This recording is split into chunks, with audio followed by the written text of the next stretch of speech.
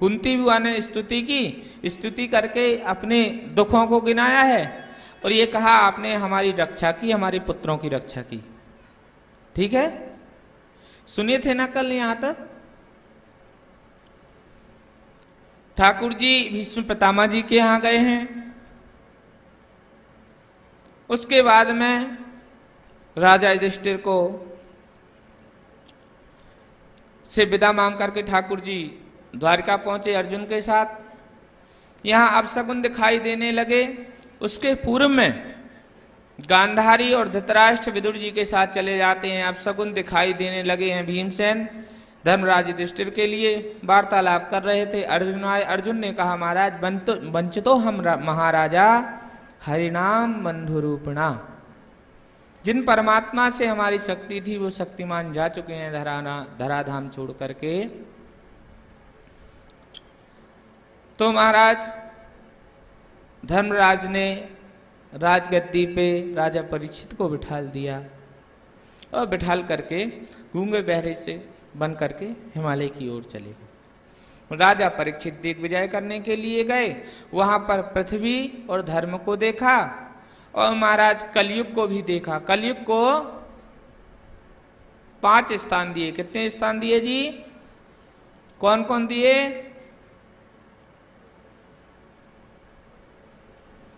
दूता पाना स्त्रिया सुना अत्र अधर्म चतुर्विदा। जहां जुआ खेला जाता है वहां पर देखेंगे तो कुछ हल्का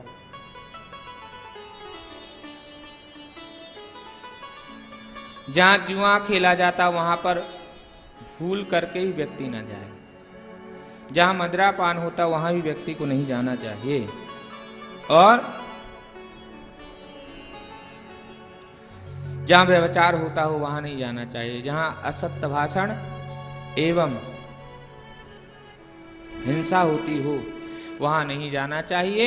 और 5वां स्थान अधर्म से कमाया हुआ सोना या धन, उसमें कली का वास होता है। यह दे दिया राजा परीक्षित ने। राजा परीक्षित ने कलयुग को विदा किया। यहाँ आए राजा परीक्षित शिकार खेलने के लिए गए। शिकार खेलने के लिए जब राजा परीक्षित गए तो महाराज उनको भूख और प्यास लगी। समीका ऋषि के आश्रम में गए। वहां ऋषि के गले में मरा हुआ सर्प डाल दिया। ऋषि पुत्र सरंगी ने श्राप दे दिया राजा परीक्षित को। कितने दिन का? 7 दिन का। पता चला तो गौरमुख नाम के अपने शिष्य को भेजा राजा परीक्षित के यहाँ। राजा परीक्षित के यहाँ गौरमुख नाम के शिष्य गए और कह दिए कि राजन आज से 7वें दिन तुम्हारी मृत्यु है, तुम्हें श्राप लग गया है। राजा परीक्षित ने अपने पुत्र जन्मेजय को सतराज सौंप दिया और महाराज राजा परीक्षित गंगा के तट पे पहुंच गए और पहुंच करके मानो ठाकुर जी का स्मरण करने लगे। बहुत सारे ऋषि मुनि महात्मा वहां आए हैं, सबको प्रणाम किया है।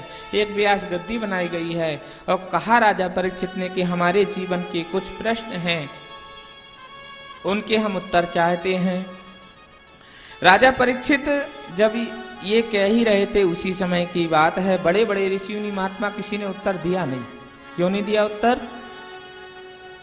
क्योंकि सबको पता था जब राजा परीक्षित का जन्म हुआ था ना, तो ब्राह्मणों ने कुंडली बनाई थी। उस कुंडली में लिखा था कि किसी ब्राह्मण बालक का श्राप लगेगा राजा परीक्षित के लिए, लेकिन अंत में परमहंस, हाँ, बड़े ऋषि मुनि महात्मा की इसके ऊपर कृपा होगी। सब ऋषि मुनि महात्मा इस चीज को समझ रहे थे कि श्री सुखदेव स्वामी जी ही महाराज ही आएंगे। अंतिम में उपदेश करने के लिए तो महात्मा लोग तो वहां महाराज खड़े थे। उसी समय की बात है कि श्री सुखदेव स्वामी जी महाराज आ गए। तत्रा भवत भगवान व्यास पुत्रो यदक्षयागमट मानो नपेक्षा अलक्ष लिंगो निजलाव तुष्टो तस्यैवालवधूत वेशा। श्री सुखदेव स्वामी जी महाराज वहां आ गए।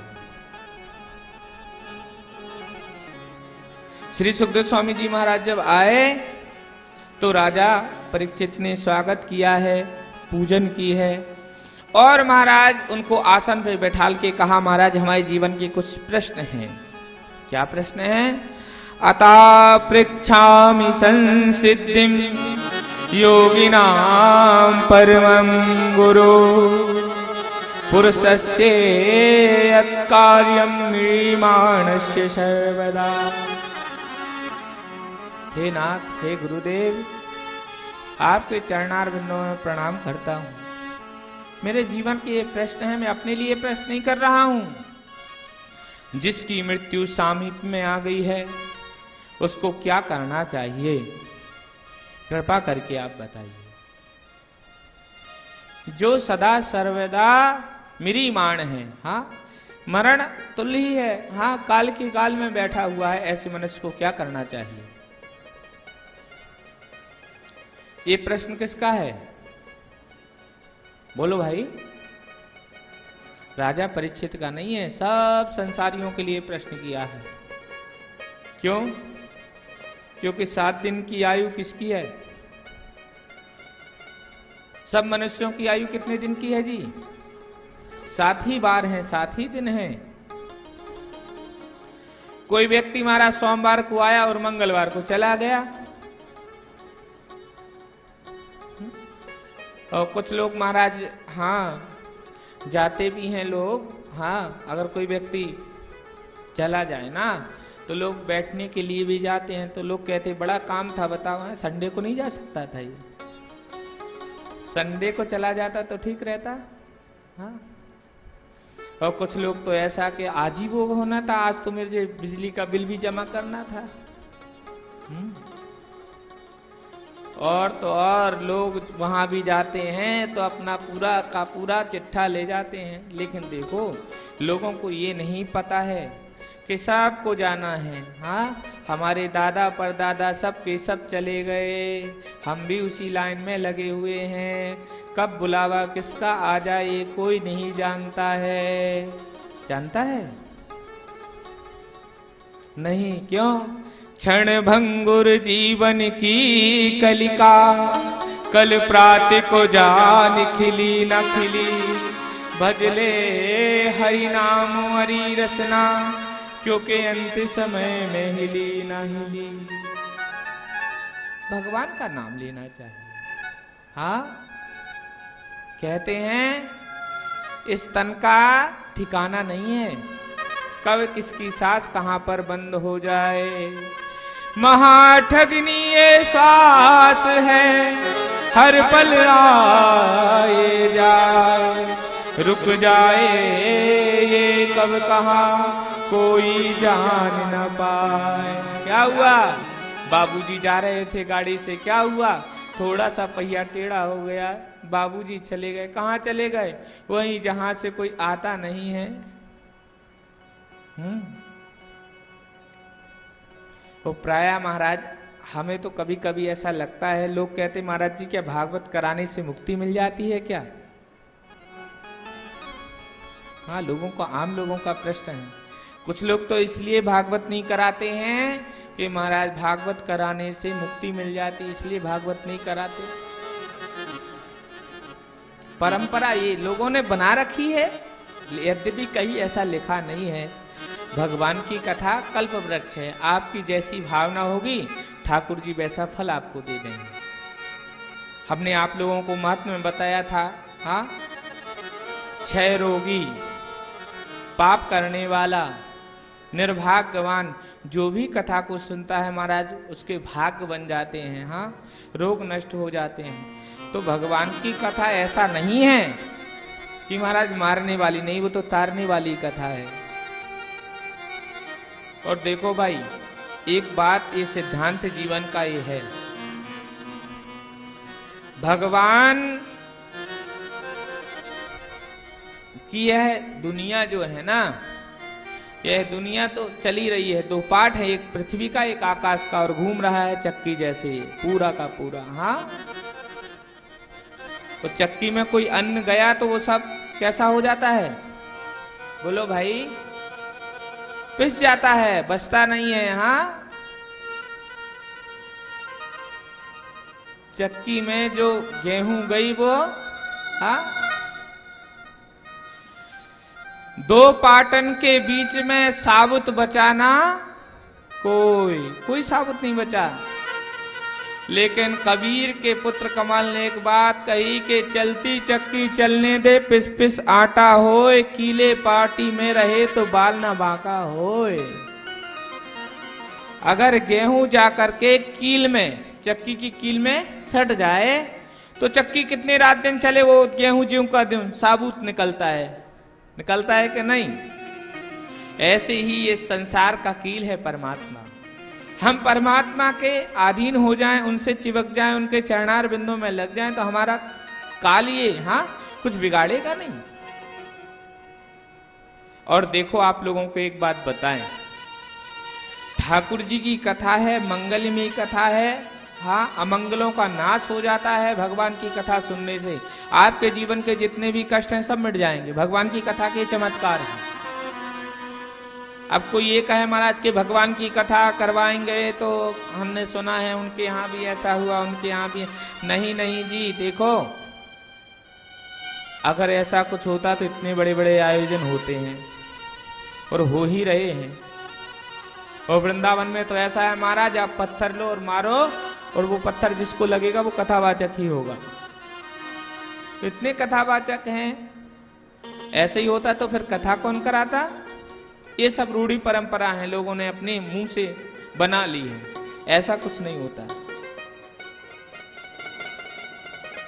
लेकिन यथार्थ यही है कि हमारा जीवन क्षण भंगुर है। कब किसकी लीला कहां समाप्त हो जाए कोई नहीं जानता है। व्यक्ति के कार्य जहां के तहां रखे रह जाते हैं। सिलेंडर होता है गैस का, ये माताएं जानती हैं कि नहीं, है सबके यहाँ। अब तो वैसे ही मोदी जी ने फ्री दे दिए हैं कनेक्शन गैस के। तो जब गैस खत्म हो जाती है तो क्या होता है बताओ माताओ, हिलाती डुलाती हो कि नहीं। तो खत्म हो गई गैस और मैया रोटी बना रही, तुम्हारा हाथ की रोटी हाथ में, बेलन की रोटी महाराज, चौकी की रोटी चौकी में, तवे की रोटी तवे में और परात की रोटी परात में। फिर नहीं बनती रोटी। ऐसे ही जीव जब यहां से चला जाता है तो उसके जितने भी काम है सोचता है कि हमारे बगैर तो सब, हाँ, जैसे सिलेंडर की गैस खत्म, ऐसे ही महाराज ये शरीर रूपी अगर, हाँ, कि श्वास खत्म तो यही हाल हो जाता है। फिर कोई काम फिर व्यक्ति नहीं कर सकता। तो यह जीवन जो है वो क्षण भंगुर है। 7 दिन का श्राप हमें और आपको ही लगा हुआ है। 7 दिन की आयु है कि 7 दिन में मरना है। राजा परीक्षित ने अपने लिए प्रश्न नहीं किया, हमें और आपके लिए प्रश्न किया है कि जिसकी मृत्यु 7वें दिन होनी है उसको क्या करना चाहिए। और ऐसा नहीं, मिरी मानस सर्वदा है ना, जो सदा सर्वदा मरण में ही पल रहा है। जन्म किसके लिए मिला है जी? मरने के लिए हुआ। अरे दीपक तो जो जला है वो बुझने के लिए ही जला है। आम जो पका है ना वो झरने के लिए ही पका हुआ है, लगा हुआ है डाली में। ऐसे ही जन्म मिला है तो मरने के लिए। तो मरण को सुधारने के लिए हम ठाकुर जी के हो जाएं। अब कहोगे महाराज मरण सुधर जाएगा? हाँ सुधर जाएगा, कोई कष्ट नहीं होगा, जीवन में खूब सुखों को भोगोगे और अंत में ठाकुर जी अपने यहाँ बुला लेंगे। अब आप लोग कहो महाराज भगवान कृपा करते तो सब कुछ छीन लेते हैं। हाँ छीन लेते हैं भगवान, जिसके ऊपर भगवान कृपा करते हैं उसका सब कुछ छीन लेते हैं। क्यों? क्योंकि कोई प्रेम करने वाला ना हो उसको। अच्छा महाराज फिर तो कोई भगवान की कृपा को नहीं चाहेगा। नहीं नहीं, अमरीश जैसे राजा भी थे जो भगवान को चाहते थे, खूब भगवान की पूजा करते थे, खूब था उनके पास, खूब राज्य था, उनके ऊपर भी कृपा थी। क्यों भूल रहे हैं आप लोग? अमरीश राजा के ऊपर भी भगवान की कृपा थी। ऐसा नहीं है कि भगवान कुछ छीन लेते हैं, नहीं, कृपा करते हैं जिसके ऊपर, नहीं, ऐसा नहीं है। भगवान का ये है भाई, जैसे में हमारा तुम भजन करो हम वैसे में तुमको रखेंगे। और जीवन में हम सुखों को भोग रहे हैं, साथ में भगवान का भजन कर रहे हैं, तो भगवान उन सुखों को छीनते नहीं हैं, उन सुखों को और बढ़ा देते हैं। अरे अमरीश जी का इतना बड़ा राज्य था, कौन रक्षा करता था राज की? बोलो भाई। एक दिन की बात है, भगवान का पूजन कर रहे थे अमरीश जी। भगवान जी ने आके कहा, अमरीश इतना बड़ा राज है और तुम हमारे ही पूजन में लगे रहते हो, मंदिर में पोंछा लगाते हो। अमरीश जी ने कहा, प्रभु जब आप है तो मुझे किस बात की चिंता है, अब आप संभालो। तो ठाकुर जी ने अपना सुदर्शन चक्र ही अमरीश जी के राज की सुरक्षा में लगा रखा था। बात समझ में आई कि नहीं? आ गई? कहने का अभिप्राय क्या है कि भगवान ऐसा नहीं है कि कृपा करके सब कुछ छीन लेते, नहीं नहीं। ये ठाकुर जी जिनके ऊपर कृपा का अर्थ नहीं है छीनना, कृपा का अर्थ है कि ठाकुर जी उसको अपना बना लेते हैं। कृपा का अर्थ क्या है? कृपा करके पा लिया जाए, ठाकुर जी की पूजा करके पा लिया जाए, ठाकुर जी की भक्ति करके पा लिया जाए, ठाकुर जी को प्रेम से रिझा के पा लिया जाए, उसी का नाम है कृपा। और सबके ऊपर कृपा है, आस्तिक हो या नास्तिक हो। क्या भाई? सबके ऊपर कृपा है भगवान की। कोई व्यक्ति ऐसा नहीं है जिसके ऊपर कृपा ना हो। क्यों? क्योंकि ठाकुर जी का एक नाम है आनंद। सब लोग आनंद में रहते हैं। अरे आस्तिक हो या नास्तिक हो, वो 6 घंटे के लिए तो सोता है कि नहीं? सोता है ना। संसार को तो भूलना पड़ता उसको भी। तो जब तो संसार को भूल जाता है तो कहां चला जाता है? वही तो भगवान की गोद में चला जाता है।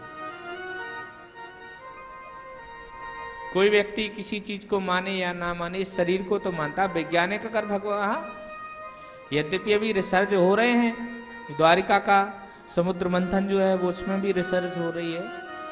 तो सब है हमारी ये पुराण की कथाएं, कोई काल्पनिक कथाएं नहीं है, वेद की कथाएं हैं। और ये हमारे जीवन से जुड़ी हुई कथाएं। राजा परीक्षित ने यही प्रश्न किया कि जिसकी मृत्यु समीप में आ गई उसको क्या करना चाहिए, कृपा करके आप बताइए। और बड़ा सुंदर प्रश्न यहाँ ये किया है, और क्या नहीं करना चाहिए, किसका श्रवण करना चाहिए, किसका स्मरण करना चाहिए, किसका भजन करना चाहिए और क्या नहीं करना चाहिए। ध्यान से सुनना। आप भगवान की भक्ति कर रहे हो, आपको लाभ नहीं हो रहा है, आप के जीवन से दुर्गुण नहीं जा रहे हैं, तो भगवान की इसमें कोई गलती नहीं है, गलती आपकी है। नल के नीचे घड़ा रखा हुआ है लेकिन भर नहीं रहा है। क्यों? क्योंकि महाराज वो कई जगह से फूटा हुआ है, कहां से भरेगा।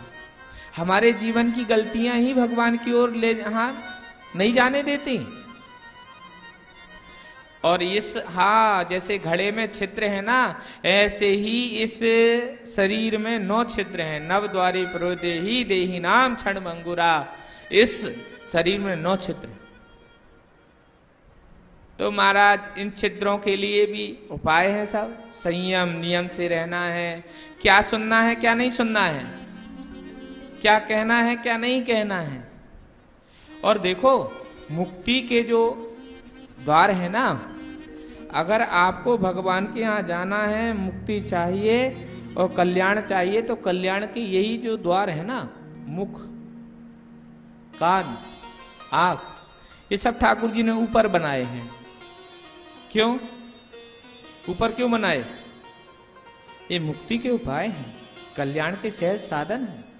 ऊपर कान इसलिए बनाए हैं कि इनसे कथा सुनो, आंखों से ठाकुर जी के दर्शन करो, मुख से ठाकुर जी का नाम लो, और नाक से ठाकुर जी का निर्माल्य जो है, पुष्प जो है चढ़े हुए ठाकुर जी के चरणार बिंदों में, उनकी खुशबू। जेवा से लो भगवान का नाम, कानों से सुनो भगवान की कथा, आंखों से करो भगवान के दर्शन, इसलिए ऊपर है। तो अब किसी को रोग हो जाए तो डॉक्टर के यहां जाता है तो वो पूछता है, महाराज हमें क्या खाना है क्या नहीं खाना है। डॉक्टर साहब यहाँ बैठे हुए हैं, कोई मरीज आता है और कहता है हमें फीवर हो गया, तो डॉक्टर साहब कहते हैं कि देखो भाई ये टैबलेट ले लेना। अच्छा, और डॉक्टर साहब साथ में ये भी कह देते कि भाई ये चीज नहीं खाना, नहीं तो फीवर आ जाएगा, तुम ठीक नहीं होगे। हाँ, कहते हैं कि नहीं। जीवन में हम जो साधना के लिए चल रहे हैं, हमें क्या करना है क्या नहीं करना है, हमारे जीवन में सफलता नहीं मिल रही है तो कमी हमारी ही है। कोई विद्यार्थी पास नहीं हो रहा है तो उसमें परीक्षक की कोई गलती नहीं है, विद्यार्थी की ही गलती है, तो उस चीज में उसने श्रम अच्छे से नहीं किया है। कोई भी व्यक्ति है अगर उसको सफलता नहीं मिल रही है, इसका कारण यही है कि उस चीज को, हाँ, उस काम को उसने दृढ़ता पूर्वक नहीं किया है। दृढ़ता पूर्वक किया होता तो ऐसा नहीं है कि सफलता उसको नहीं, सफलता मिलेगी। ऐसे ही अगर हमें भगवान नहीं मिल रहे हैं, भगवान की भक्ति नहीं मिल रही, तो खोजना चाहिए कि हम में कौन सी कमी है। लेकिन देखो आज के लोग क्या करते हैं, सच बात है ये, अपने जो दोष है ना उनको गुण समझते हैं। हाँ, भक्त लोग तो अपने गुणों को दोष समझते हैं। अगर कोई कहे कि तुम में ये गुण है तो वो कहते नहीं, ये तो ठाकुर जी ने दोष दे दिया, कहीं इसके चक्कर में हमको अभिमान ना आ जाए। और किसी के अंदर कोई बुराई हो तो लोग अपनी बुराइयों को नहीं देखते, बुराइयों को ही अपने गुण समझ लेता है व्यक्ति। पता है कि नहीं, कोई व्यक्ति ज्यादा बोलता है, उससे कहो महाराज कम बोलो, कम बोलो, कम बोलने से काम नहीं चलता।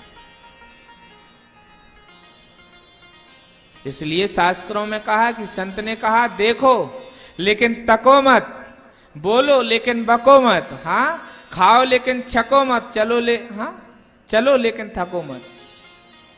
हमें बोलना कैसा है, क्या बोलना है, कैसे बोलना है, कितना बोलना है। हमारे गुरुजी कहते हैं sweet and sad, short and sweet ही बोलना चाहिए व्यक्ति को, थोड़ा बोलना चाहिए और मीठा बोलना चाहिए। लेकिन आजकल के लोग तो महाराज बड़ा बड़ा बोलते हैं ना, और आखिर में कोई उसका हल निकले। हम तो यही कहते हैं, कुछ लोग आ जाए सुबह प्रश्न करने के लिए ठाकुर जी को, बहुत अच्छे हो, कुछ लोग आते महाराज यहाँ वहां की, तो ऐसा लगता है कि इनको जल्दी भगा दो। और कोई भगवान की बातें पूछता है तो ऐसा लगता है ये बैठे और करें चर्चा। बात समझ आ रही कि नहीं? क्योंकि जहां प्रेम होगा वो अपने प्रेमी की चर्चा को सुनने के लिए, हाँ, प्रेमी जैसे ललायत रहता है, ऐसे ही भगवान की कथा करने और सुनने के लिए भगवान के प्रेमी भक्त ललायत रहते हैं। और यही होना चाहिए। हम जीवन में हमारी कहाँ गलतियां हैं, अपनी गलतियों को खोजो। एक संत कह रहे हैं कि सोते समय आप सुबह से लेकर शाम तक की सब क्रियाओं के ऊपर नजर डालो, आपने क्या अच्छा किया क्या अच्छा नहीं किया, ये आप समझो। और जो आपने गलत काम किए हैं, हाँ, उनके लिए भगवान से क्षमा मांगो। स्वामी श्री डोंगरे जी महाराज कहते हैं, बड़ा सुंदर भाव है कि अपनी गलतियों की डायरी बनाओ। क्या करो जी? अपनी गलतियों की डायरी बनाओ। जो आपने गलतियां पाप किए हैं ना, उनकी डायरी बना लो। क्यों? पुण्य करके व्यक्ति को भूल जाना चाहिए। क्या भाई? पुण्य करके व्यक्ति को भूल जाना चाहिए और पाप करके व्यक्ति को याद रखना चाहिए। लेकिन ठीक उल्टा है, पाप तो व्यक्ति भूल जाता है और पुण्य को याद रखता है ना? क्यों?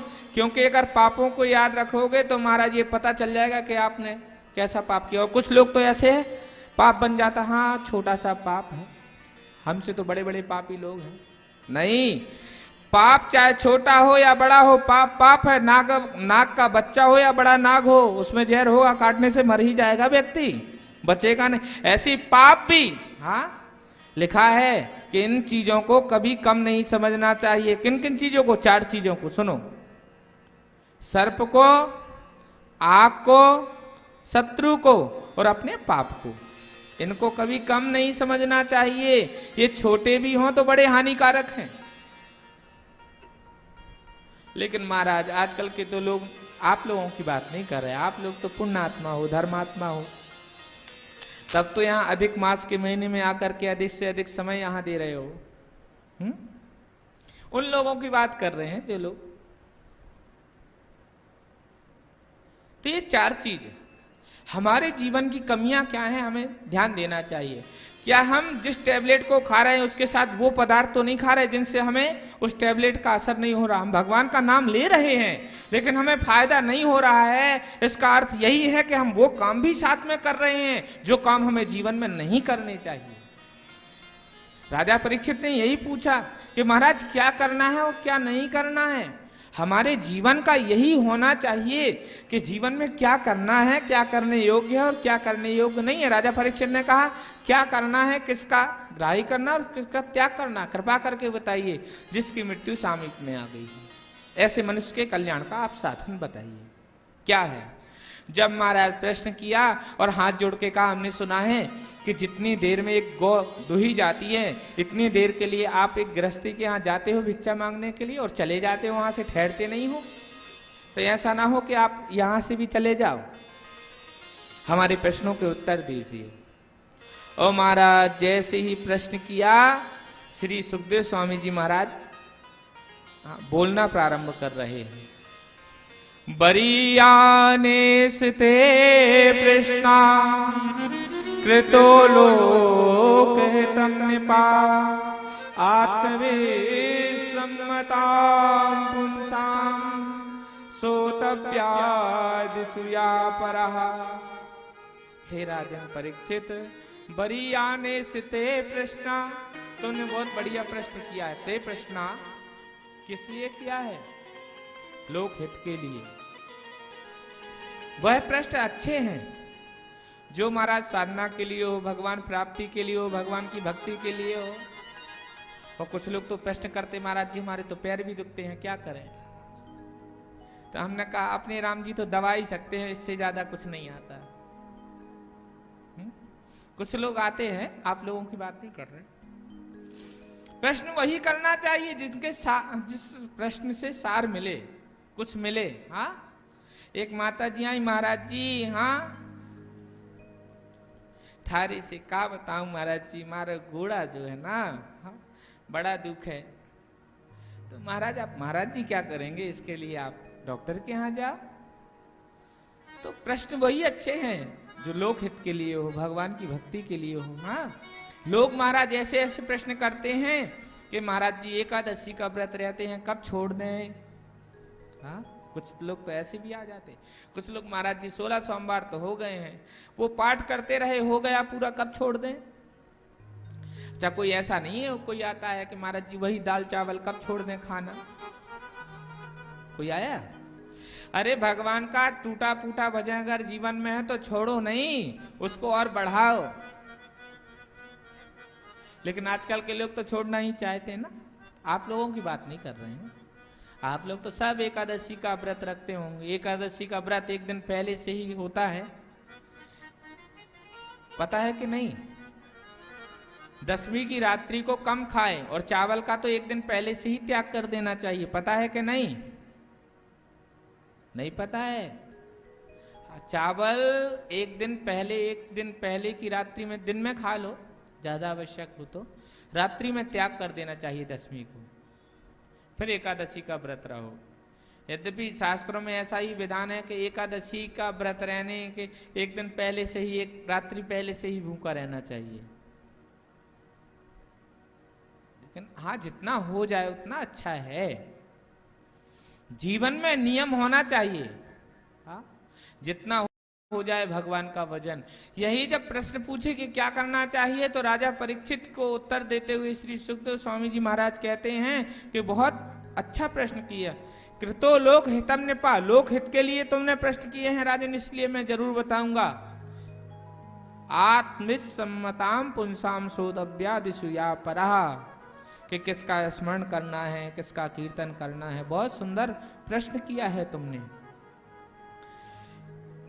किसका भजन करना है, किसका कीर्तन करना है और क्या नहीं करना। और जिन लोगों के लिए तुमने प्रश्न किया है राजन, वो लोग कैसे हैं, उनको तो अपना कुछ कल्याण नहीं दिखा। क्यों? यहाँ लिखा है, हम नहीं कह रहे हैं। हाँ, यहाँ ग्रंथकार श्री सुखदेव स्वामी जी महाराज कहते हैं, निर्दाह्यते नक्तम विवाहेन च बाभया दिवाचार ते हया राजन कुटुंब भरणेनवा। कि जिन व्यक्तियों के लिए, जिन लोगों के लिए आपने यह प्रश्न किया है कि कल्याण कैसे होगा, उनको क्या करना चाहिए, जिनकी 7 दिन में मृत्यु है, लेकिन उनका हाल तो देखो राजा परीक्षित। निर्दाह्य तेन नक्तम विवाहेन चबावया। रात्रि तो सो के चली गई, हाँ, और दिन आया तो खाने पीने में चला गया। कुटुंब भरणेनवा, कुटुंब के भरण पोषण में ही चाहता है दिन। सुबह माता जी उठती हैं तो यही टेंशन रहता है कि काई की सब्जी बनानी है, कौन सी दाल बनानी है, कौन सी चपाती बनानी है ना। तो रात में तो सो जाते हैं, बस सोने की रहती है, महाराज सो गए तो रात्रि में सो गए और दिन में भरण पोषण में ही लगे रह गए। रात गवाई सोए के दिन गवायो खाए, ही राजायो जन्म कोड़ी मोले जाए। अरे यह जो तन मिला है ना, ये भगवान की बंदगी के लिए मिला है और लोग इसे गंदगी के लिए जी रहे हैं। क्या यह तन मिला था ठाकुर जी की बंदगी के लिए, लोग गंदगी के लिए जी रहे हैं। गंदगी क्या है? ये विषय ही, विषयों की ही गंदगी है। तो रात्रि में सो गए और दिन में खाने पीने, परिवार का भरण पोषण कैसे होगा, इसी में पूरा जीवन जा रहा है कि नहीं। और संत तो कहते हैं हीरा सातन पाके भजन करो, हीरा सातन पाके भजन करो, हीरा सातन पाके भजन करो, हीरा सातन पाके भजन करो, हीरा सातन पाके भजन करो, हीरा सातन पाके, हीरा सातन पाके भजन करो, हीरा सातन पाके भजन करो, हीरा सातन पाके भजन करो, हीरा सातन। ये हीरा ही तो है, लेकिन देखो अगर इसका किसी ने अगर पहचान लिया तो वाकई में ये हीरा है, नहीं तो महाराज कौड़ी ही है। क्यों? अगर आपने इसको भगवान की बंदगी में लगा दिया तो ये हीरा हो गया, और गंदगी में लगा दिया संसार की तो। श्री सुखदेव स्वामी जी महाराज कहते हैं कि जीव केवल यही कर रहा है, रात्रि में तो महाराज सो गया और दिन में जो है भरण पोषण में लगा है। सही बताओ, कभी ऐसा हुआ सुबह सुबह कि आज कुछ नहीं करना, केवल आज भगवान का नाम ही लेना है? कभी नहीं हुआ।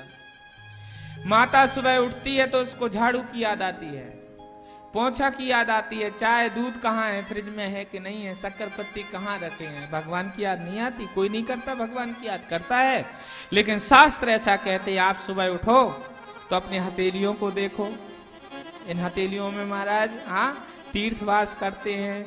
कराग्रे वस्ते लक्ष्मी, करके अग्रवार भाग में लक्ष्मी का वास है। और पहले ही भगवान को पता था कि लक्ष्मी जी के लिए सब कुछ करेंगे, इसलिए पहले लक्ष्मी जी का नाम रख दिया। कर मूले सरस्वती, कर मध्य तो गोविंद, प्रभाते कर दर। पहले हाथों में देखो तीर्थ हैं, गोविंद हैं, नदी हैं, इनको प्रणाम करो। धरती माता को प्रणाम करो, गणेश जी को प्रणाम करो, कृष्ण कन्हैया को प्रणाम करो। अब आजकल तो महाराज लोग अपने घर में तो कन्हैया को रखते नहीं ना, चित्रपट भी नहीं लगाते हैं, है ना। किन्हीं के यहाँ गणेश जी की फोटो लगी थी, हमने देखा महाराज सूना लग रहा था। अब उनको लगा कि नहीं लगा हमें नहीं पता।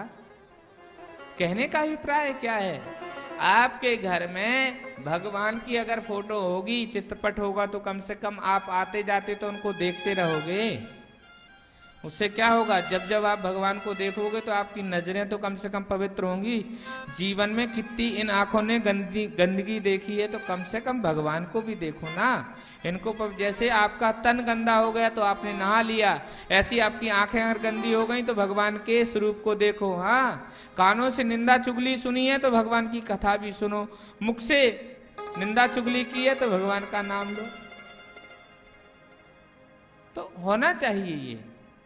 अब यहां देखो ना, जहां देखो वहीं महाराज ठाकुर जी दिख रहे हैं, चारों ओर हैं। होना चाहिए। सुबह सुबह उठो, अपनी हथेली, बड़ों को प्रणाम करो, गणेश जी को, गुरु जी को प्रणाम करो, फिर चलो।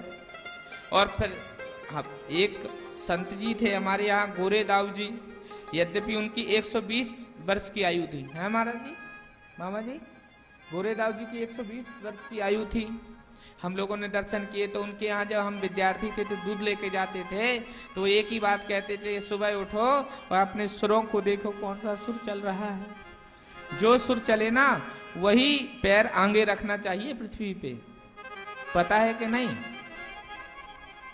जिस नाक से ज्यादा हवा निकले समझ लेना वह सुर चल रहा है। अब क्या क्या बताएं आप लोगों को।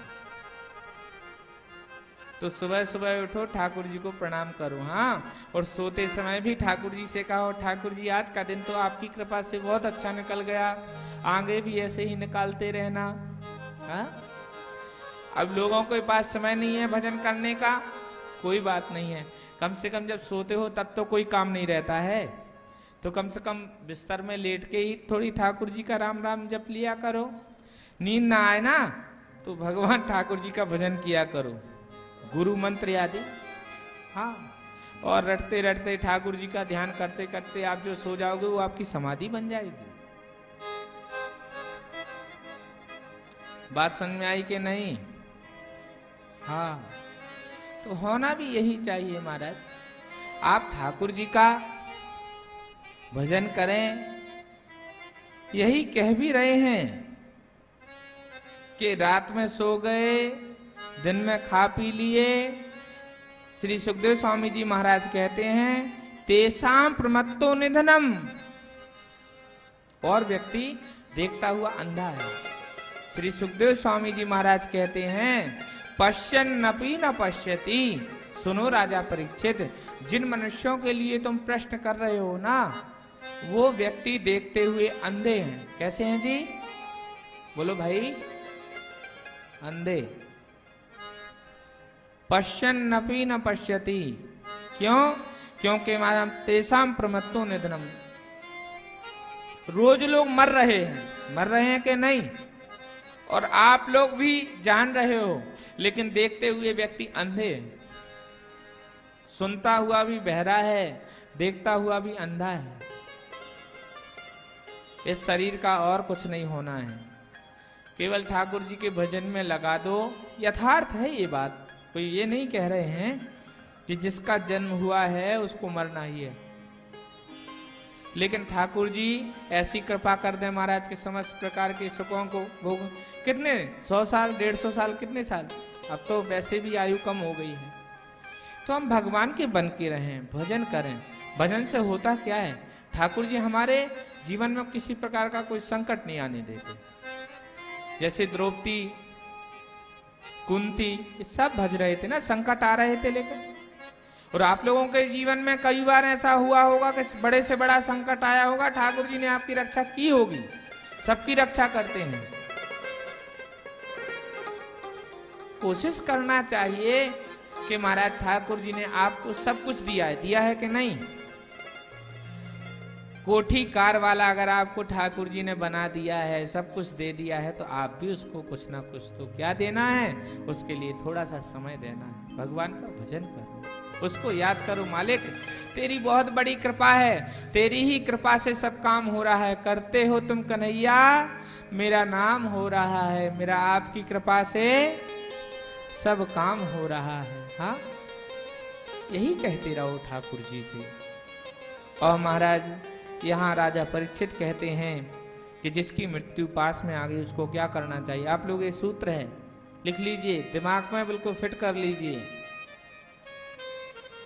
जिसकी मृत्यु समीप में आ गई है या फिर आपको मरना नहीं है जीवन में, उसको क्या करना है। तस्मात् भारत सर्वात्मा भगवान ईश्वरो हरि सोतव्या कीर्तितव्यश्च यस्मर्तव्यश्चेक्षता भयम्।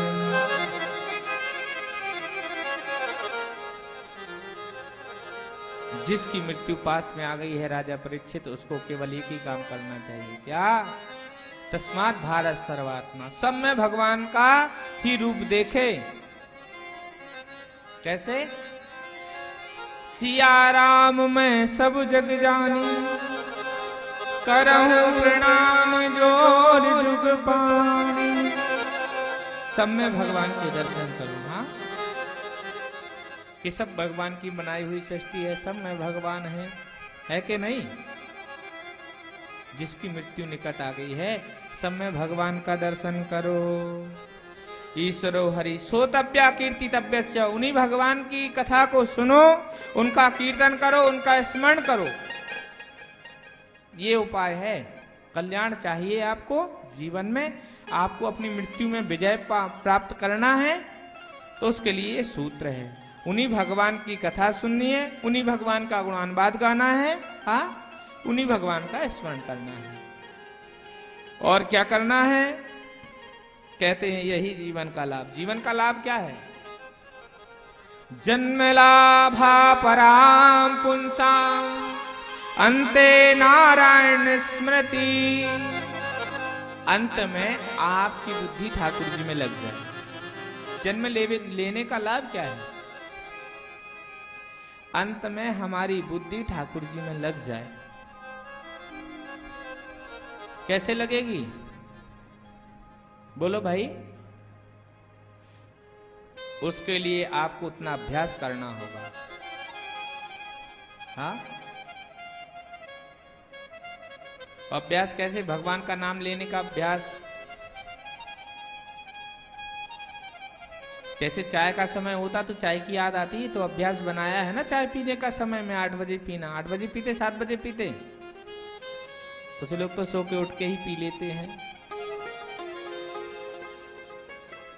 अभ्यास तो याद, ऐसी अभ्यास भगवान के नाम का हो जाए, बस कल्याण हो जाएगा। और यहां श्री सुखदेव स्वामी जी महाराज कहते हैं, जन्म लाभा पराम पुंसा मनते नारायण स्मृति। अंत में हमारी बुद्धि ठाकुर जी में लग जाए, जन्म लेने का परम लाभ है। अंते नारायण स्मृति, अंत में भगवान याद आ जाएं। शास्त्रों में लिखा है, आपके अंत में जैसी बुद्धि होगी ना, वैसी ही आपको गति मिल जाएगी। और जीवन भर आपने क्या किया ये नहीं है, अंत में आपने भगवान का नाम ले लिया तो कल्याण है। गौ महाराज अंत में तो हम ले ही लेंगे, नहीं नहीं। जन्म जन्म मुनि जतन कराई, जन्म जन्म मुनि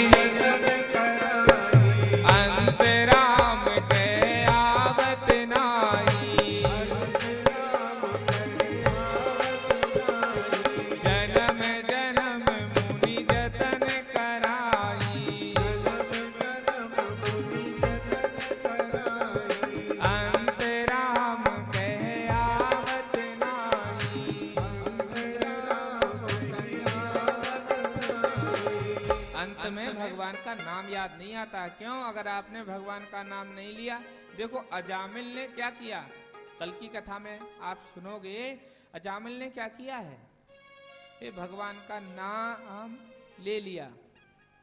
यद्यपि उस पुत्र का नाम था, उसके ब्याज से भी उसका कल्याण हो गया। क्योंकि ऐसा शास्त्रों में लिखा है कि मरते समय आपको वही याद आएगा जिससे आपका ज्यादा प्यार है। क्या?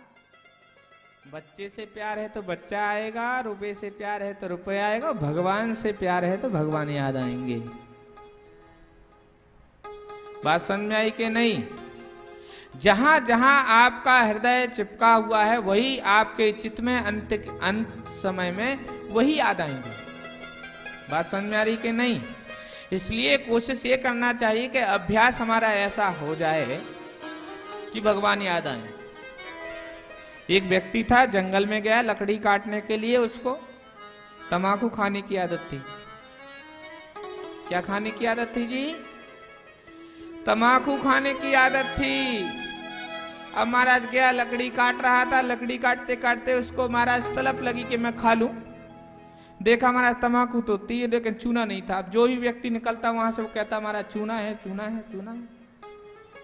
किसी के पास अब इतना बेकरार हो गया महाराज वो तम्बाकू के बगैर कि हाँ अचेत होने लगा। तो वहीं शंकर जी का चबूतरा था, वहीं जाकर बेहोश हो गया। वहीं से शंकर पार्वती जी जा रहे थे। पार्वती जी ने कहा देखो प्रभु आपके हाँ कितना अच्छा भक्त है, आपको दंडवत किए हुए पड़ा हुआ है। भगवान भोलेनाथ ने कहा ये देवी ये हमको दंडवत करने के लिए नहीं पड़ा, ये कोई और चक्कर से पड़ा हुआ है। अरे प्रभु आप तो बड़े भोले हैं, उठाओ उसको। भोलेनाथ ने कहा भगत जी उठो, वर मांगो। उनने कहा महाराज चूना दे दो। चूना की याद में था ना, अंत में वही आना है। हाँ जिस चीज के लिए महाराज आपका हाँ मांग लेता, ऐसे ही जीवन में जिस चीज का अभ्यास होगा वही निकलेगा मुंह से। हो किसको पता है कब ये हंसा, किसको पता है कब ये हंसा तन पिंजरे को छोड़े। हरी हरी रट मन वारे दिन रह गए थोड़े। हो हरी हरी रट मन वारे दिन रह गए थोड़े।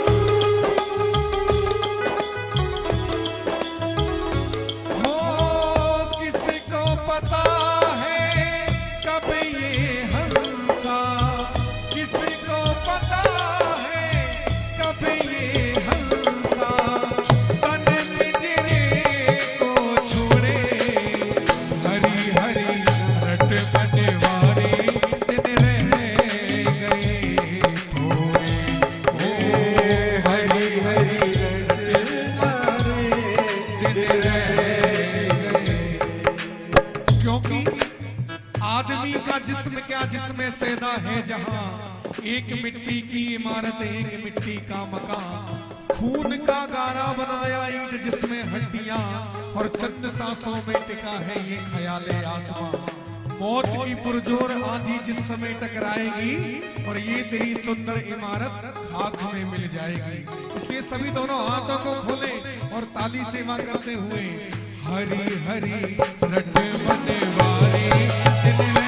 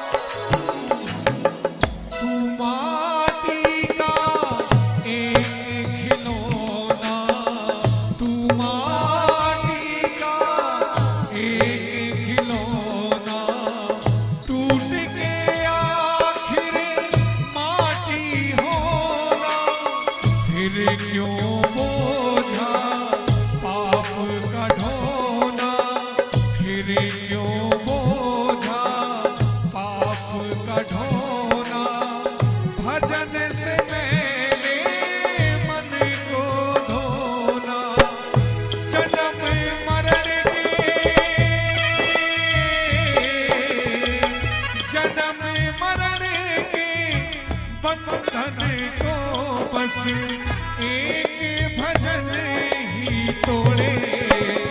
हरी हरी रट मन वारे दिन रहे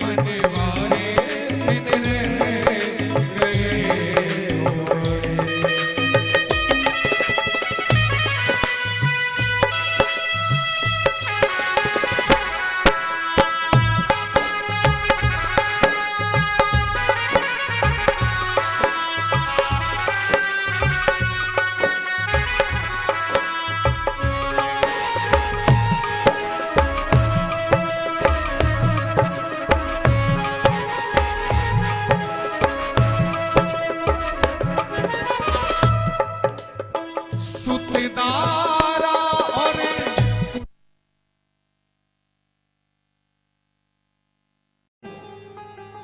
कोई नहीं मरना चाहता, लेकिन मृत्यु यथार्थ सत्य है जीवन का।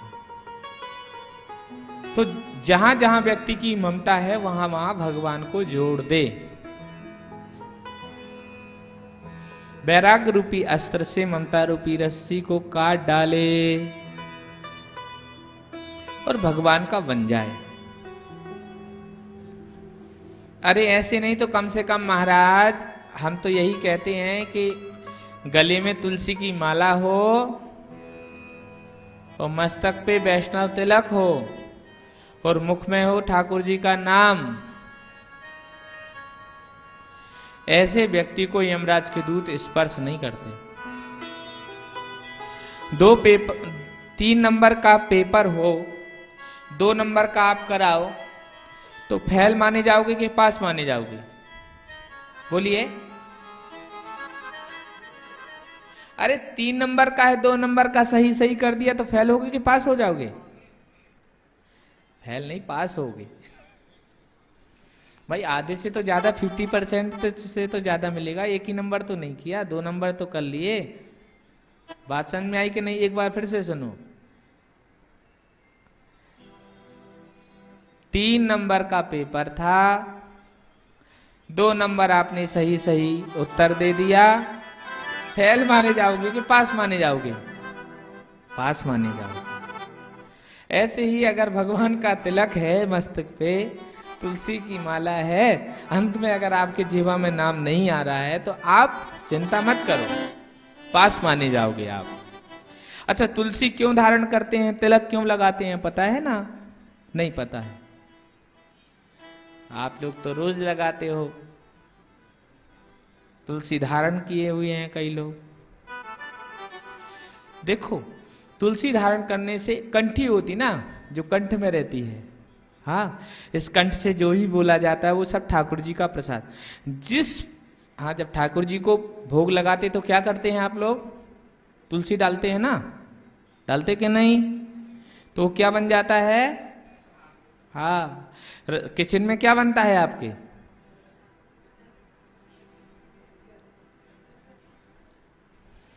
हाँ, बनता है भोजन।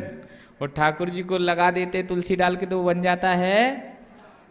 हाँ, आप जाते हो मिठाई की दुकान में तो ये थोड़ी कहते हो उससे कि भैया प्रसाद दे देना। क्या कहते हो? 1 किलो क्या दे देना? मिठाई पेड़ा दे देना।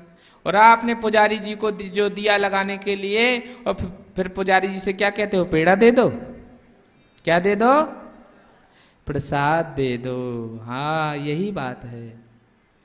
ये तुलसी आपने गले में पहन रखी है ना, जो आप बोल रहे हैं वो सब ठाकुर जी का प्रसाद बन जाएगा। इसलिए तुलसी धारण की जाती है। तिलक धारण करने से आपकी कौन संप्रदाय के आप हैं वो पता लग जाता है, और सौभाग्य का सूचक है तिलक। तिलक रोज लगाना चाहिए। लगाते हैं कि नहीं आप लोग? केसर तिलक लगाना चाहिए। कुछ लोग तो रोज लगाते हैं महाराज, एक दिन ना लगाएं तो उनका माथा सूना लगता है। और कुछ लोग महाराज कभी कभी लगाते हैं तो बड़ा आश्चर्य सा लगता है कि इन्होंने भी लगाया है। आप लोगों की बात नहीं कर रहे हैं, आप लोग तो रोज लगाते हो। क्या? हाँ, तिलक। घर में झाड़ू की बात नहीं कर रहे हैं। तो आप लोग बहुत अच्छे हो।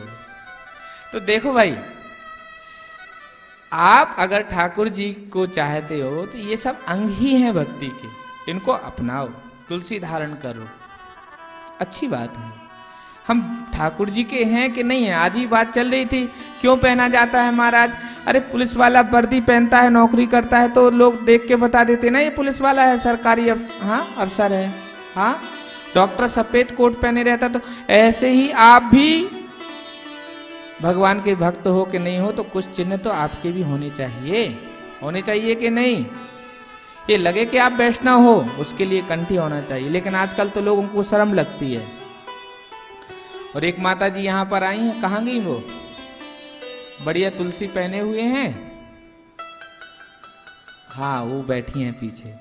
तुलसी पहने हुए हैं, कंठी ले रखी है, अच्छा लगा देख करके। हाँ, आप लोग भी पहन लेना। हमने कई बार किन को सबको कंठी दी ना। कितने लोग जब भी आते हैं तो महाराज दुख होता है हमको। कोई ऐसा नहीं सोचना कि महाराज जी को पड़ी मिलती है, महाराज जी भी पैसे खर्च करके लेके आते हैं, कोई ऐसे नहीं मिलती है फ्री में। हम इसलिए लाते कि आप लोग पहनोगे, लेकिन आप लोग कहाँ पहनने वाले, आप लोग तो रख देते हो। तो फिर एक बार, दो बार, तीसरी बार देने में डर लगता है, इसको तो पहननी नहीं तो काय के लिए दो। हम तो ये भी ठाकुर जी से कहते, ठाकुर जी इतना समर्थवान बना दे कि सबको सोने कह दें, क्योंकि गोल्ड पहनने का ज्यादा फैशन है। गोल्ड की देंगे तो पहन के रखेंगे, है ना, मड़वा के। तुलसी पहननी चाहिए, तिलक धारण करना चाहिए, अपने इष्ट की पूजा रोज करनी चाहिए। सबके ठाकुर जी घर में है ना, है कि नहीं? उनकी पूजा रोज, उनका चरणामृत रोज लेना नियमित रूप से। भगवान का चरणोदक अकाल मृत्यु हरणम सर्व व्याधि विनाशनम।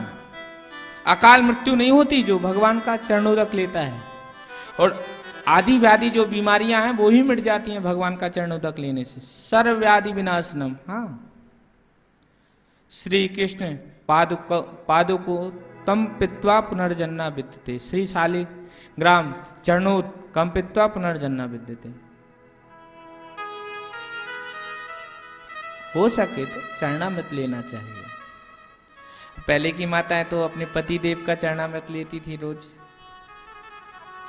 पहले, अभी की नहीं, पहले की। आपकी माताएं तो चरण भी नहीं छूती हैं, नहीं छूती। ये देखो, इनसे पूछो, इन्हें कहा ये लोग छूती हैं कि नहीं छूती हैं?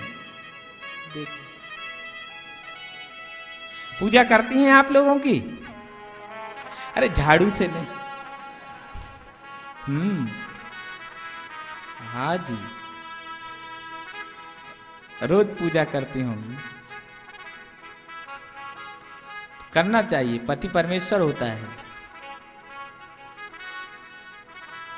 किसी से कहा किसी ने कि भाई पति परमेश्वर होता है, तो परमेश्वर होता है, अच्छा भूख प्यास क्यों लगती, परमेश्वर तो।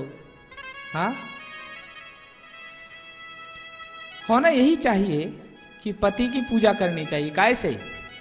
अगरबत्ती से, जला जला के नहीं, अच्छे से पूजा होनी चाहिए। पूजा के कई अर्थ होते हैं।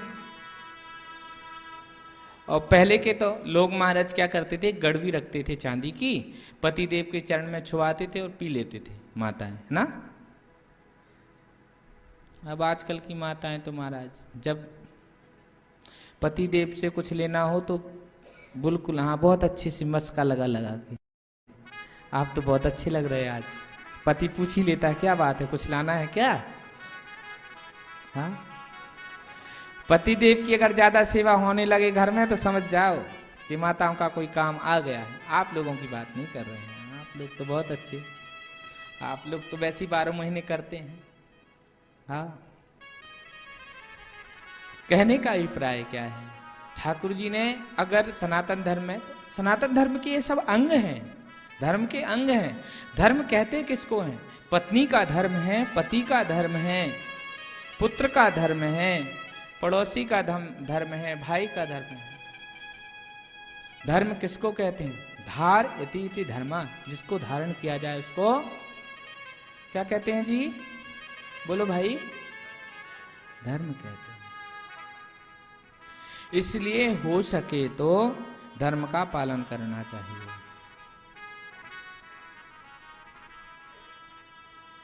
जिसकी मृत्यु समीप में आ गई है, अंत काले आगते पुरुषः, तो अब वैराग्य रूपी अस्त्र से ममता रूपी रस्सी को काट दे और वैराग्य राग रस को भव भक्ति निष्ठा ठाकुर जी का हो जाए। लेकिन ये ठाकुर जी का ही नहीं हो पाता है। संसार का तो खूब हो गया, किसी का मामा बन गया, किसी का चाचा बन गया, किसी का फूफा बन गया, लेकिन भगवान का ही नहीं बन पाया। हाँ, कहते हैं जिसके कारण से सब कुछ मिला था जीवन में वही नहीं मिला आज तक। जिसने सब कुछ दिया था उसको कुछ थोड़ा सा समय, वैसे आप लोग तो देते हो। इसके बाद में अभ्यास करना चाहिए। क्या अभ्यास करना है? भगवान में मन लग जाए। नोट कर लीजिए आप लोग, अच्छे साधक हैं कुछ लोग यहाँ पर। सब लोगों का मन लगता नहीं ना भगवान में। सब लोगों का, आम व्यक्ति का प्रश्न ये, महाराज पूजन में बैठते हैं तो मनी राम कहीं कहीं भाग जाते हैं। भाग जाते ना? भागते हैं कि नहीं? सब याद आता होगा क्या क्या। अच्छा, नोट गिनते समय मनी राम भागते हैं क्या? वहीं रहते हैं। क्यों? जहां प्रेम होगा मन वहीं जाएगा। और मन के केवल महाराज दो ही कारण हैं। मन जहां आपका प्रेम होगा वहां जाएगा, और जहां आपका द्वेष होगा वहां जाएगा। तीसरी जगह नहीं जाता मन। तो भगवान से प्रेम हो, ज्यादा अच्छी बात है। मन को समझाओ। तो उसके लिए क्या करना है? अगर किसी का मन ठाकुर जी की सेवा में नहीं लगता है, भजन में नहीं लगता, तो उसका कारण है कि मन आपके पूर्व जन्म के पाप ज्यादा हैं, इसलिए भगवान में मन नहीं लग रहा है। पूर्व जन्म के पाप से हरि कथा ना सुहाए। अगर आपके पूर्व जन्म के पाप हैं तो हरि कथा, भगवान की कथा अच्छी नहीं लगेगी। उसके लिए तीर्थ में जाइए। तीर्थों में जाने से अंतःकरण शुद्ध होता है। तीर्थों में वास कीजिए। तीर्थों में वास कैसे किया जाता है? एक रात्रि कुछ खाओ पियो नहीं। तीर्थों में जाओ तो भूमि पे करो शयन, और रात्रि में कुछ नहीं खाओ पियो। हाँ, और नियमित रूप से नियम ले लो कि इतने हजार इतने लाख जाप करके ही जाना है तीर्थों से।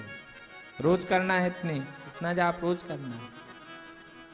तीर्थों में जाने से क्या होता है? अंतःकरण पवित्र होता है। भगवान की कथा हो रही, मन नहीं लग रहा है, तो इसका मतलब ये है मन खराब है। भाई 2 दिन हो गए किसी व्यक्ति ने भोजन नहीं किया और सामने थाली रखी हुई है और उसका मन ही नहीं हो रहा खाने के लिए, तो इसका मतलब यही उसका स्वास्थ्य खराब है, इसलिए वो खा ही रहा है। ऐसे ही भगवान की कथा हो रही है और मन नहीं लग रहा, तो इसका मतलब यही है कि महाराज मन खराब है, इसलिए नहीं लग रहा है। तो उसके लिए नियम है, तीर्थों में आप जाओ। फिर क्या करना है? नियम है ये, आप लिख लीजिए, भागवत जी के सूत्र हैं। आपको भगवान की आराधना करनी है तो जितासनो जितस, पहले आसन को जीतो। जितासनो जितसंगो, जितासनो जितश्वासो जितसंगो जितेंद्रिया। पहले आसन को जीतो। आसन को जीतना है ऐसे जो बैठने की आदत ज्यादा होनी चाहिए। अब लोगों के तो घुटना दर्द करते हैं ना, नीचे नहीं बैठ सकते लोग, तो बैठते हैं महाराज। कुछ लोगों से तो बैठा ही नहीं जाता। कुछ लोग तो पहले कुर्सी में बैठते, फिर नीचे बैठते, फिर कुर्सी में, फिर नीचे। नहीं बैठा जाता। तो अभ्यास बनाना चाहिए कि ज्यादा देर तक हम बैठें। तो पहले आसन को जीतो। आसन को क्या, एक आसन रहना चाहिए अपना पर्सनल। कहीं भी जाओ तो साथ में लेके जाओ। घर में सबका आसन है ना। अच्छा, आसन भी कैसा, किस कलर का होना चाहिए पता है कि नहीं? देवी की उपासना करना है तो कौन सा आसन होना चाहिए, किस कलर का होना चाहिए पता है कि नहीं?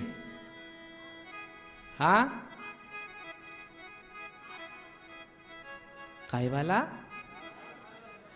लाल कलर का।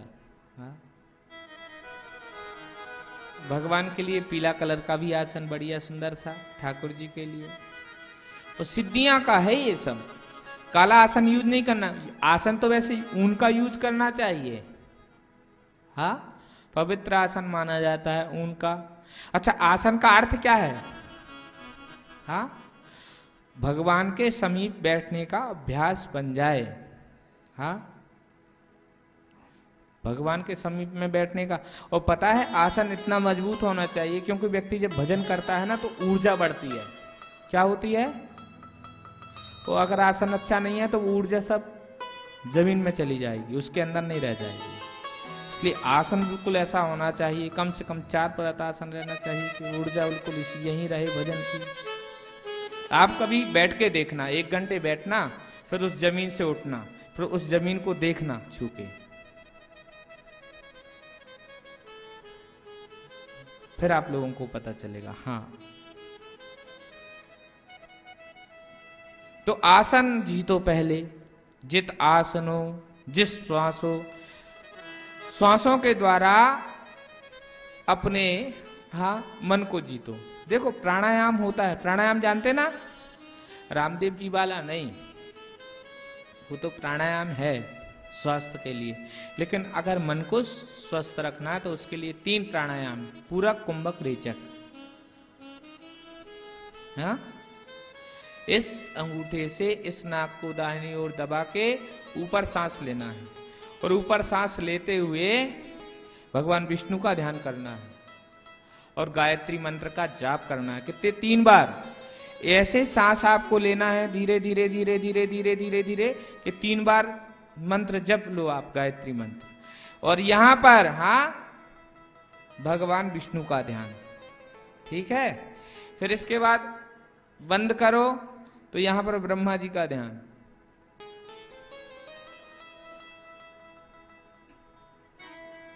तीन बार, और फिर छोड़ो तो महाराज यहां पर भगवान शिव जी का ध्यान।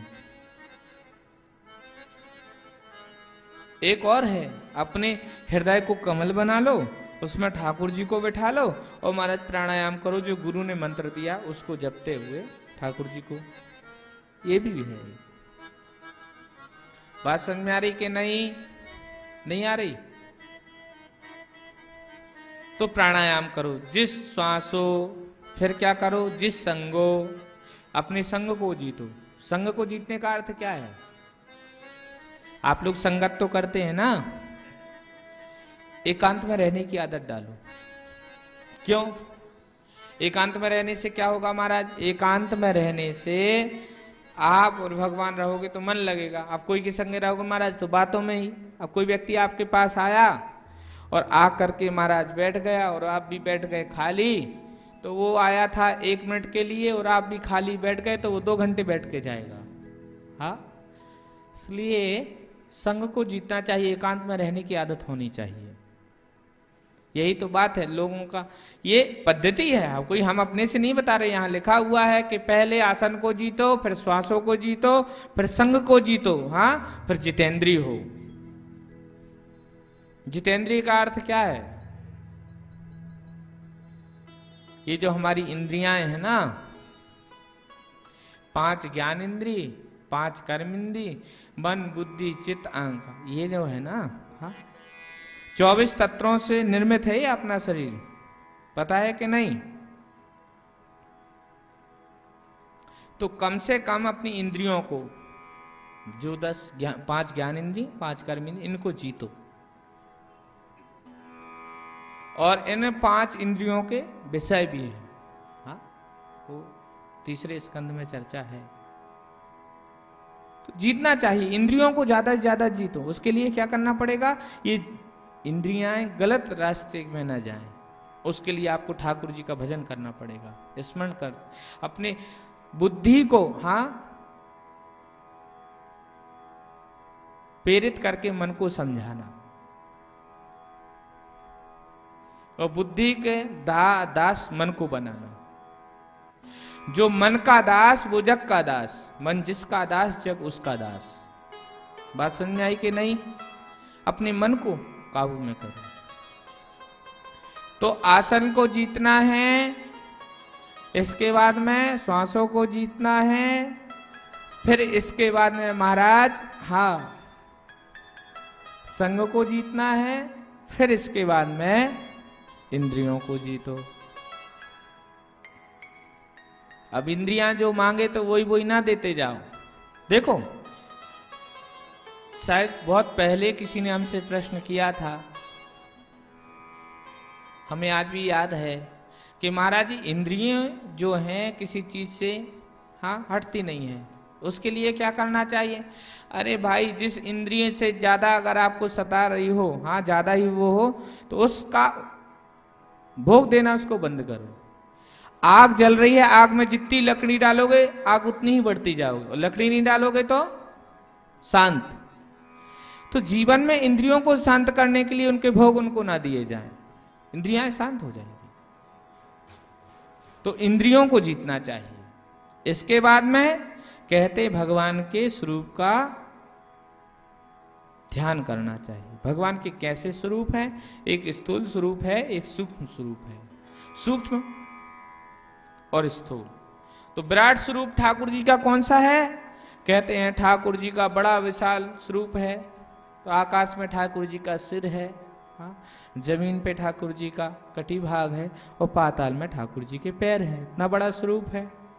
तो ये जो ठाकुर जी है ना, इनका आप अच्छे से देखें और इनका ही चिंतन करें।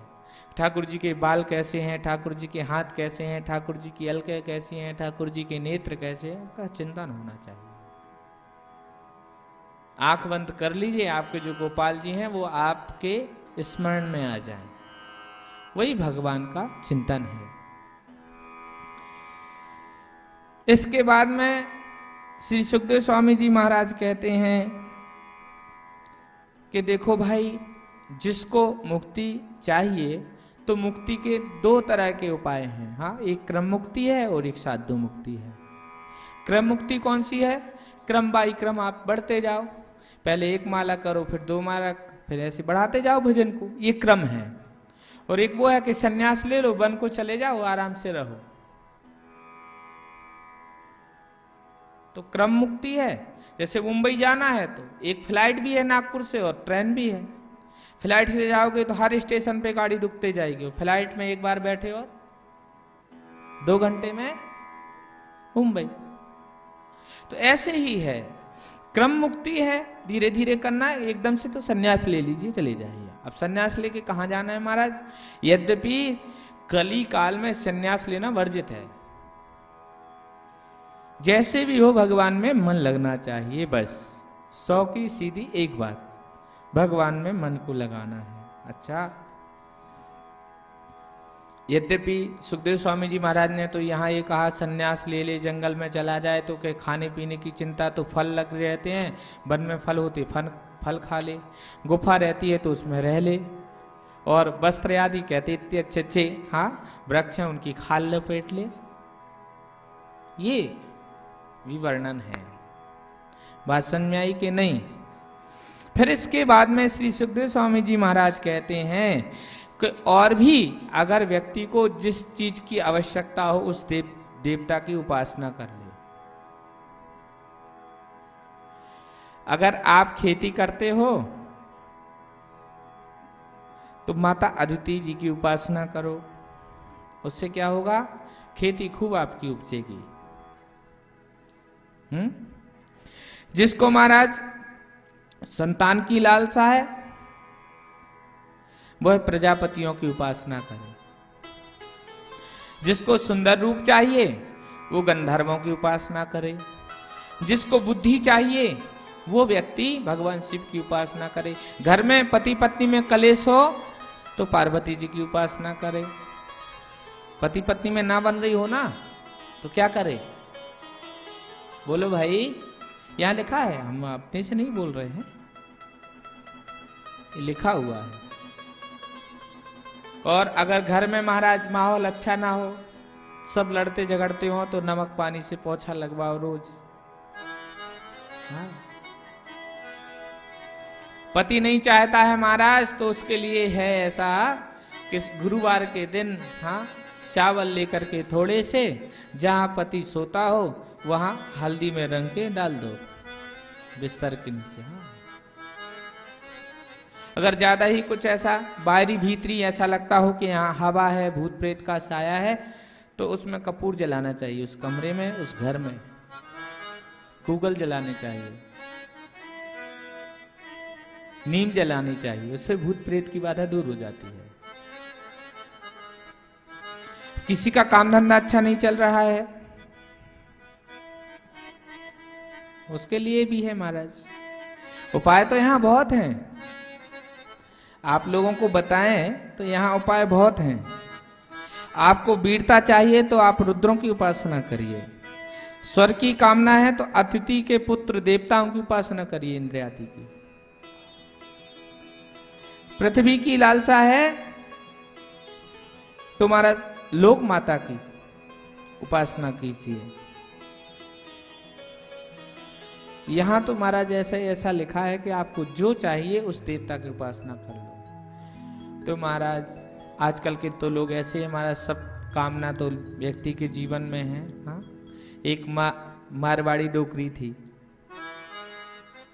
हाँ, उसने भगवान शिव की आराधना की। हाँ, ध्यान से सुनना। और उसने महाराज भगवान शिव की उपासना की थी। वो अंधी क्या थी, बोलो भाई? एक डोकरी थी, वो थी अंधी। उसने भगवान शिव की आराधना की तो सोचने लगी कि मैं क्या मांगूंगी, अपने लिए आंख मांगूंगी कि हमारे पुत्र के यहाँ पुत्र नहीं है, हमारा पोता नहीं है कि पोता मांग लूंगी। हम लोग गरीब भी हैं तो धन भी मांग लूंगी। और भगवान की उसने उपासना की। भोलेनाथ प्रसन्न हो गए और कहा वरदान मांगू। तो सोचने लगी क्या मांगू, आंख मांगू कि धन मांगू कि पोता मांगू। तो उसने महाराज ऐसा मांगा, क्या, मैं अपने पोते को सोने के पात्र में रोज भोजन करते हुए देखूं। क्या? हाँ, मैं अपने पोते को सोने के पात्र में रोज भोजन करते हुए देखूं। सब मिल गया कि नहीं? हाँ, पोता भी मिल गया, सोने के पात्र में रोज भोजन करेगा तो गरीबी भी चली गई और देखेगी तो आंखें भी मिल गई। ऐसे ही अगर जिस व्यक्ति को सब कुछ चाहिए, अकामो सर्व कामो बा मोक्ष काम उदार दी थी वेण भक्ति योगे न यजेत पुरुषम परम। जिसको समस्त प्रकार की कामना है कि ये भी हो जाए, ये भी हो जाए, ये भी हो जाए, उसके लिए केवल एक ही है, क्या? अकामो सर्व कामो वा मोक्ष कामो उदार दी थी वेण भक्ति योगे न यजेत पुरुषम परम।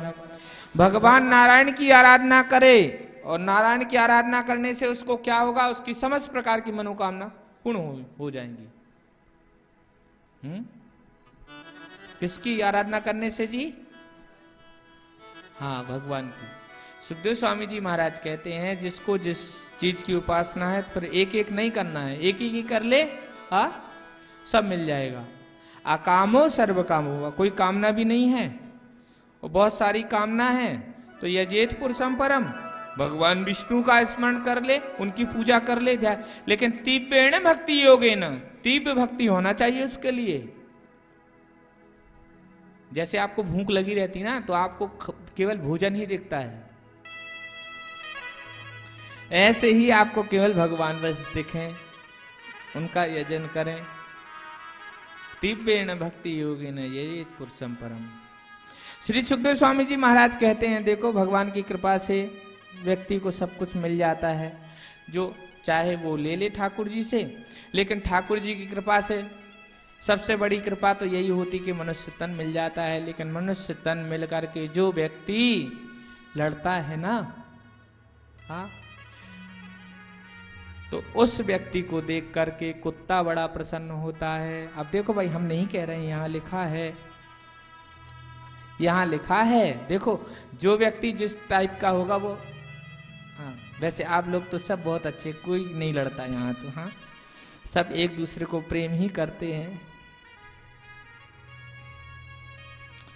जो व्यक्ति अपने घर परिवार वालों से, अड़ोसी पड़ोसी से, मित्रगणों से लड़ता है, उसकी उपमा कुत्ते से की गई है। कुत्ता देख करके उस व्यक्ति को कहता है ये तो हमारी ही जाति का है, भूल से मनुष्य बन गया है। क्यों? मेरा काम भी लड़ना झगड़ना और इसका भी काम भी लड़ना झगड़ना है। जिस व्यक्ति का जीवन केवल खाने पीने में जा रहा है, उसको देख करके महाराज सुगर बड़ा प्रसन्न होता है। सुगर कहता है हमारी ही जाति का है, हम भी ये खाते पीते और ये भी खाते पीते, ये भूल से इंसान बन गया है। और पद प्रतिष्ठा पा करके जो व्यक्ति अपनी गर्दन ऊंची करके चलता है, किसी को कुछ नहीं समझता है, ठाकुर जी कृपा से सब कुछ मिला, अहंकार, हाँ, लेके चलता है। तो ऊंट देखता है, ऊंट कहता मेरा भी सिर ऐसा रहता है, इसका भी ऐसी रहता है, ये हमारी ही जाति का है, भूल से बन गया। और तीसरा तो महाराज पशु बहुत अच्छा है। कौन? गधा। गधा किनको देख करके प्रसन्न रहता है? गधा उन लोगों को देख करके प्रसन्न होता है जिसने अपने जीवन में अपने परिवार का खूब भरण पोषण किया, खूब महाराज। हाँ, मेरा पोता मेरे बगैर नहीं सोता। जो लोग हाँ अपने परिवार में ही पूरा समय दिया, जब वही महाराज वृद्ध हो गया तो घर वालों ने निकाल दिया, जा यहाँ से निकल जा। गधा कहता है मैंने भी अपने मालिक को खूब काम किया, इतना काम किया, आज तक मुझे किसी ने कोई इनाम नहीं दिया। जब मैं किसी काम के लिए नहीं रह गया तो मुझे भी मेरे मालिक ने एक डंडा दिया और कहा जाओ निकल जाओ। हाँ, तो जिस मनुष्य ने जीवन भर हाँ अपने परिवार का खूब भरण पोषण किया, भगवान का नाम नहीं लिया, और अंत में परिवार वालों ने उसको निकाल दिया घर से, तो ऐसे मनुष्य को देख करके गधा बड़ा प्रसन्न होता है। अब देख लो महाराज, हम नहीं कह रहे हैं, यहां लिखा हुआ है। हाँ, अब महाराज इतनी उपमा यहां की गई है। अब जो व्यक्ति हाँ सौबिट बरा होस्ट खरई, हाँ स्वान कुत्ता, लड़ना झगड़ना कुत्ते का काम है। इसलिए महाराज जो लड़ता झगड़ता जाता है, सोच लेना कि पहले जन्म में वो वही रहा होगा। आप लोगों की बात नहीं कर रहे हैं। भगवान ने भूल से इंसान बना दिया। देखो, इंसान बन गए, मनुष्य बन गए, तो उसके लिए महाराज हाँ हमको अपनी बुराइयां छोड़ना ही पड़ेगी। पता है इस शरीर में कितने जन्म के संस्कार हैं? कभी आप सुगर भी बने, कभी सिंह भी बने होंगे, तभी तो क्रोध आ जाता है। लोग कहते महाराज मैं क्रोध नहीं करना चाहता, लेकिन आ जाता है। कहां से आ जाता है? सब विकार हमारे अंदर हैं। उनको जब अवसर मिलता है तो महाराज वो आ जाते हैं, उभर के आगे आ जाते हैं, उड़ जाते हैं। उसके लिए महाराज इनको दबाया जाए, संयम से, नियम से, बुद्धि से, विवेक से। और यहां श्री सुखदेव स्वामी जी महाराज कहते हैं कि भगवान का भजन नहीं करता है ये, तो भगवान का भजन करे। जीवन मिला है ठाकुर जी की बंदगी के लिए, भगवान का भजन करना चाहिए। नमस्तस्मै भगवते वासुदेवाय वेश्ये, उन्हीं भगवान को सदा नमन करना चाहिए, उन्हीं का भजन करना चाहिए जो अपना जीवन में कल्याण समझे। राजा परीक्षित ने कहा प्रभु हमने ये भी सुना है कि ये षष्ठी कैसे हुई, कृपा करके आप बताइए। जब षष्ठी के लिए बोले, षष्ठी विषयक प्रश्न किया, तो राजा परीक्षित ने जब षष्ठी विषयक प्रश्न किया तो श्री सुखदेव स्वामी जी महाराज कहते हैं आपको बताएंगे लेकिन ब्रेक के बाद। हाँ, श्री सुखदेव स्वामी जी महाराज राजा परीक्षित को बताएंगे कि षष्ठी कैसे हुई, पहले किसको ठाकुर जी ने बनाया, कैसे बनाया। तो आइए कुछ विश्राम है, इसके बाद में आप लोगों को भगवान का सुंदर सुंदर सी कथा सुनने को मिलेगी, चिंता मत करो। बोल वृंदावन बिहारी लाल की जय।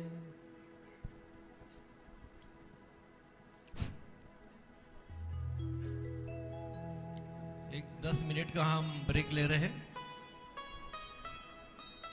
एक नम्र निवेदन है, कल सुबह 9:30 से 11:30 बजे तक सुंदरकांड का पाठ यहाँ होगा। जो भी भक्तगण सुंदर पाठ करने हेतु यहाँ आना चाहते हो वो जरूर इसमें सुंदरकांड में सम्मिलित होवे। कब होना है भाई? और कल सुबह 9:30 से 9:30 बजे से। ठीक है भाई, याद रहेगा सबको।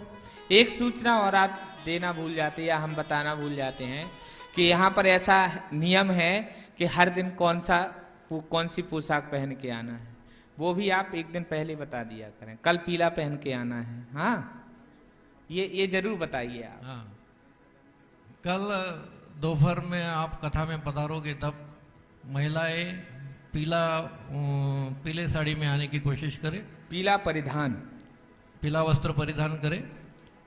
साथ ही सुंदरकांड में आते वक्त अपने घर से सुंदरकांड की पोथी लाने का कष्ट करे। और दूसरी एक महत्वपूर्ण सूचना है, सुबह बहुत से लोग स्वामी जी से मिलने के लिए या दर्शन करने के लिए आते हैं उनके रूम में, तो कृपया 9:30 से 10:30 के बीच में ही आप उनका दर्शन करें या उनसे मिले। उसके पश्चात दर्शन ठाकुर जी का करेंगे और हमें भी दर्शन दे के जाएंगे। कोई प्रश्न करना हो, पूछना हो, कोई जिज्ञासा जीवन की हो, ठाकुर जी कृपा से जो होगा तो आप लोगों को समस्या का समाधान किया जाएगा। सिर्फ व्यर्थ में उनका समय ना गवाए। और परम पूज्य स्वामी जी को माल्यार्पण करने हेतु मैं यहाँ आमंत्रित करता हूँ आज के यजमान, अपने इस कथा के जो यजमान हैं श्रीमान विनोद कुमार जी लाहौटी।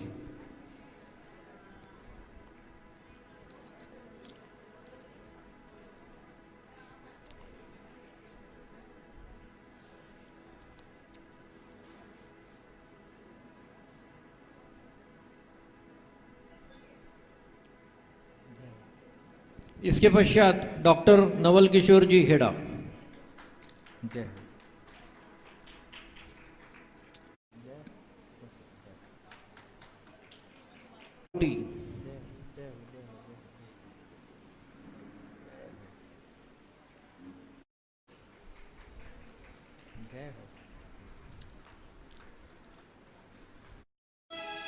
शेष नारायण जी धूत।